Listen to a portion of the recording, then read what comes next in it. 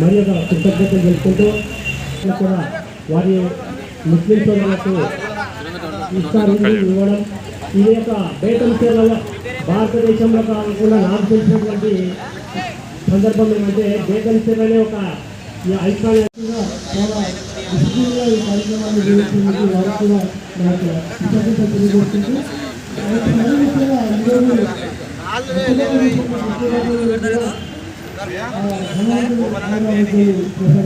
పెద్దలందరికీ పేరు పేరున ధన్యవాదాలండి. చాలా ఉందండి చెప్పాలంటే, ఎందుకంటే మా పెద్దలు చెప్పకపోతే సహాయం అందించకపోతే మేము చేయలేము. కాబట్టి అందరికీ ఈ పెద్దలందరికీ లక్ష్మణుడు వచ్చి లంకా నగరాన్ని చూసి, అన్న ఇక్కడే ఉండిపోదాము, ఇంత స్వర్ణలంక మన దగ్గర ఉండిపోయింది, చాలా బాగుంది, ఇక్కడే ఉండిపోదామంటే అప్పుడు రాముడు వారు అన్నారట, జరణి జన్మభూమి స్వర్గాదపి దదియేసి అని. అంటే మన పుట్టిన చోట కన్నా స్వర్గం ఏది ఉండదు, అట్లాంటిదే మన జన్మభూమి మనకు ముఖ్యము. అయోధ్య కన్నా ఏది అది స్వర్ణం ఉన్నా లేకున్నా అదే మనకి ముఖ్యము.